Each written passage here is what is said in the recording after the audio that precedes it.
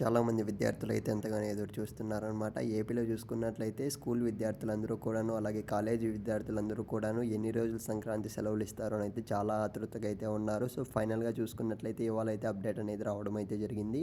So, ఈ వీడియోలో అయితే మీకు క్లారిటీ అయితే ఇస్తాను. ఖచ్చితంగా వీడియో ఎండ్ వరకు చూడడానికి అయితే ట్రై చేయండి. అలాగే మీరు వీడియో చూస్తున్నారు కదా! వీడియో చూస్తున్న మిమ్మల్ని అడుగుతున్నా, మీరు ఏ డిస్ట్రిక్ట్ నుంచి చూస్తున్నారో ఖచ్చితంగా కామెంట్ బాక్స్‌లో పెట్టడానికి అయితే ట్రై చేయండి. ఇక మనం ఏమాత్రం ఆలస్యం చేయకుండా వెంటనే వీడియోలకైతే వెళ్ళిపోదాం. ముందుగా చూసుకున్నట్లయితే మీరు స్క్రీన్ మీద అయితే గమనించండి.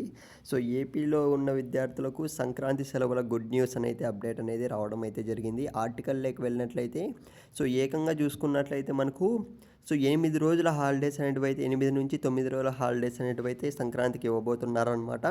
ఇకపోతే డేట్స్ ఎప్పటి నుంచి ఎప్పటి వరకు ఉండొచ్చు సార్ అని అయితే చాలామందిలో డౌట్ అయితే ఉండొచ్చు. సో, అవి కూడా మెన్షన్ చేయడం అయితే జరిగింది. ఇక్కడైతే గమనించండి.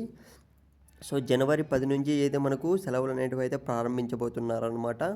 సో, జనవరి 10 నుంచి చూసుకున్నట్లయితే 18వ తేదీ వరకు చూసుకున్నట్లయితే సెలవులనేటివి సో, ఇవ్వబోతున్నారు. సంక్రాంతి హాలిడేస్ అనేటివి ఈసారి మనకు సో, 8 రోజుల నుంచి 9 రోజుల వరకు అయితే ఇవ్వబోతున్నారు.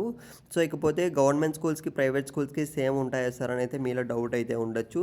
సో, ప్రస్తుతానికి చూసుకున్నట్లయితే 10 రోజుల వరకు అయితే గవర్నమెంట్ స్కూల్స్‌కి అయితే ఇవ్వబోతున్నారు.